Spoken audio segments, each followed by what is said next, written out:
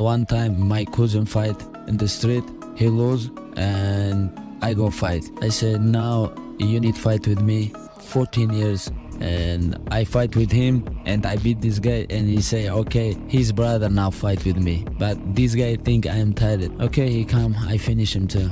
I choke him. It was getting dark in Moscow when Islam Makhachev and his best friend Khabib Nurmagomedov left the gym with two close buddies. They joked about training and teased each other about who would pay for tea at the little corner cafe ahead. The street was busy, but nothing seemed strange, until a group of men started shouting as they came closer. The men's words were rough and loud. At first, Islam tried to calm them down, telling them everyone should relax. Khabib, famous for staying cool, kept his hands in his pockets and used soft voices. But the strangers got angrier, stepping closer, calling them names, and finally pushing. In a split second, fists flew. One attacker swung at Khabib, but Khabib ducked and answered with a sharp right hand that landed like lightning and dropped the guy flat. Islam saw two more men grab for his friend, so he charged forward, using the wrestling footwork he has drilled since he was a boy in Dagestan. He hit the first man with a short hook and let the second run straight into a crushing body lock before tossing him to the ground. In less than 30 seconds, the street turned silent. What do you want next, my friend?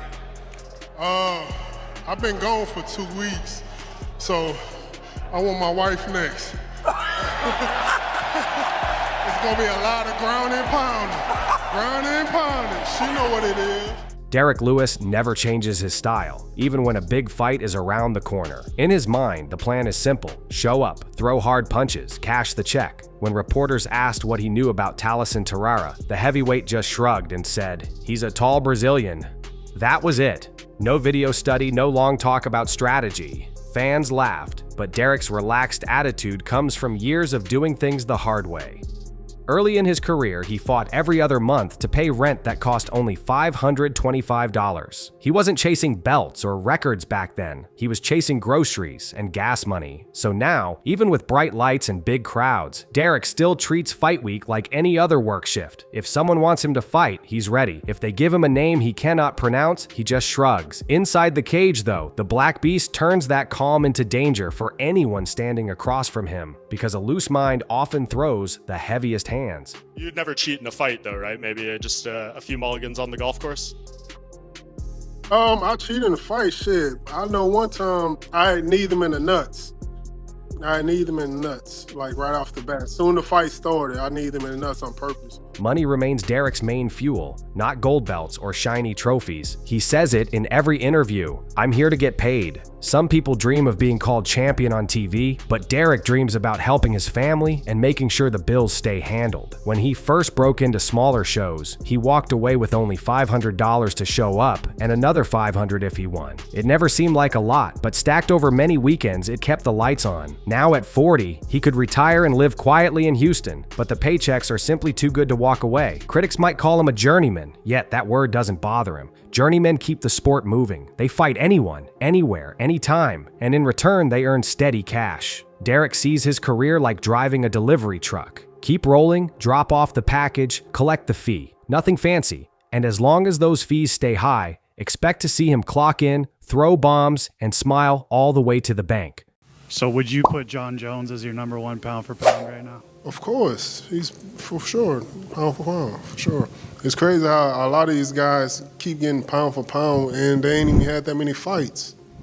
Facing Tarara, Lewis knows height and reach bring trouble if he stays at long range. Tarara stands 6'7", with arms that feel like telephone poles. He also loves striking and has never even tried a takedown in his short UFC run. That makes the clash sharp and clear. Two punchers meeting in a phone booth. Derrick talks about it in plain terms. He says you cannot stay outside against skyscraper guys because they poke and jab you all night. Instead, you must crash into their space, crowd them, and let your own power explode. Lewis plans to march forward, slip the first jab, and answer with an overhand right that could shake the arena. Tarara, still undefeated, sees this as his big test. If he can keep Derrick at the end of long kicks and straight punches, he might break the veteran down. But if Lewis bullies his way inside and lands even one full-force uppercut, the young prospect might taste defeat for the first time. Fans expect chaos because neither man likes to backpedal. Meanwhile, Chael Sonnen believes Jon Jones' odd dance of retiring, unretiring, and talking about Tom Aspinall is all a mind game. Chael says champions sometimes grow comfortable sitting on the throne and that comfort becomes a trap. When everyone hunts you, pressure builds with each defense.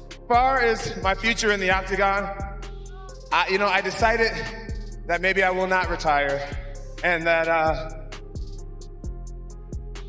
I have some conversations to have with Dana and Hunter, and we have some negotiating to do. In Jon's case, stepping away for 13 short days flipped the picture. Suddenly, he wasn't the target. He became the hunter again, chasing a shiny new belt that the UFC might hand to Aspinall. The role reversal freshened Jon's hunger. Chael compares it to a lion who has been king for years but starts feeling slow. By wandering outside the pride for a moment, the lion remembers the thrill of stalking prey. Jon's tweets about better to be the hunter sound poetic, yet Sonnen reads them as plain psychology. Give Jones something new to chase, and he fights with sharper claws. Give him the usual line of challengers, and maybe he yawns. Chael's theory fits the long history of great champs who needed a spark before roaring back. Jon Jones' own timeline backs that idea. First, he posted that he had retired and let go of the belt. 13 days later, he told the world he was back in the USADA testing pool. Look, I'm as big a Jon Jones fan as anybody, and I've always defended he's not afraid of time. He's willing to fight anybody. It's hard to not fall into that narrative here, though. One day after that, he said he had already returned to practice. To most people, the messages felt strange and maybe even silly, but Jon insisted they made perfect sense. He said it feels wonderful to hunt instead of being hunted. He pointed out how hard it is to defend a title for years, taking on every challenger, one after another. In his eyes, resetting the scoreboard lifts a huge weight. Fighting Aspinall without the champion label turns into a fresh adventure instead of another stressful defense. Whether fans buy the story or see it as a clever trick, Jon's words reveal how top athletes often fight themselves as much as they fight their opponents. He wants that edge, that hunger, and if stepping away for 2 weeks brings it back, he'll do it again without blinking. What do you make of Tom Aspinall? I think he's awesome. I think he should go on and have a wonderful career. Do you think that he needs you? No, I don't think he needs me. I think he's not in a position. It's just the truth. Because if I whoop his, it's going to be the next guy. There's going to be a whole new fan base of somebody who everybody believes in. Back on that Moscow street, the scuffle that started with loud words ended with bodies on the ground and stunned onlookers. Once Khabib knocked out the first attacker and Islam threw the second, the rest of the group froze in fear. The Dagestani team didn't chase them. They simply stood their ground, checking each other for cuts. Traffic slowed as drivers craned their necks to see what happened. Within a minute, the attackers stumbled away, holding their jaws and ribs. Khabib pulled out his phone to call police but decided against it, knowing reports would explode online. Instead, they walked the final steps to the cafe, sat at a back table, and ordered tea. Their hands were still shaking from adrenaline, yet their faces were calm. For people who have fought under bright lights in front of millions, a street scrap felt more annoying than scary. Still, Islam whispered that one bad swing could have led to knives or worse. The group agreed to move more carefully in public from now on. Zubaira Tukhugov, who fought beside them that night and used to battle in the UFC himself, later told a Chechen reporter the full tale. He said there was no choice but to fight because the attackers struck first.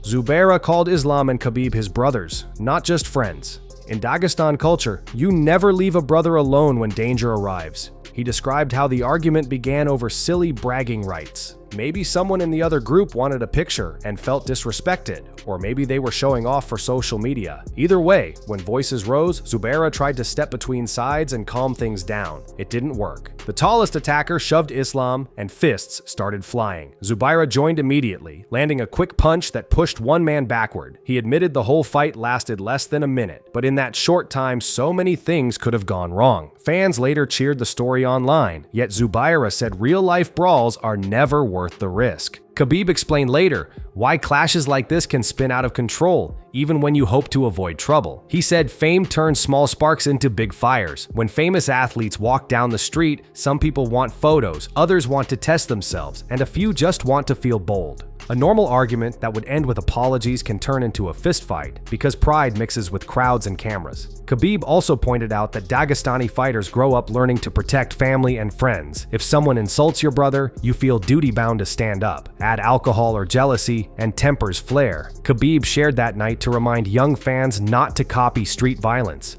Even though he defended himself successfully, he would rather talk things out, but sometimes words run out and fists become the last language spoken. Knowing this, he hopes to travel with security and choose safe routes, because one senseless brawl can change many lives forever. With Arman Tsarukyan weighing in as the backup, is he getting back in the good graces with you and the...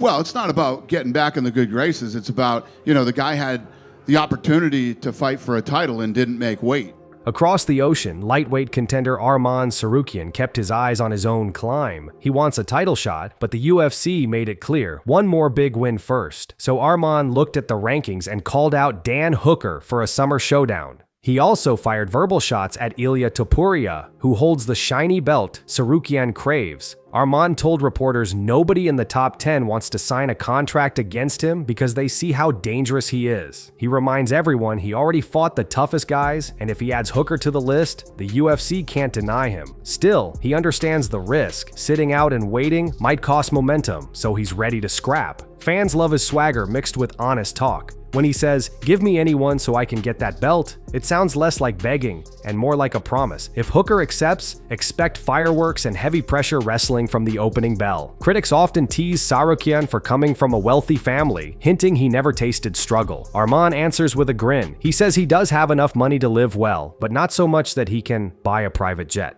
More important, he believes cash cannot earn respect inside the octagon, only skill does. He points to his record: beating tough veterans, pushing champions to close decisions, and never ducking hard fights. When people say nobody cares about Dan Hooker, Arman flips it around, saying everyone actually cares about the #1 contender, which he claims to be. He wants the belt so he can silence the whispers and show kids that hard work beats rumors. In interviews, he stays relaxed, yet his eyes light up when someone doubts him. That spark tells the world he'll keep training, keep calling out names, and keep stepping into that cage until the lightweight crown is wrapped around his waist and the critics fade into quiet applause.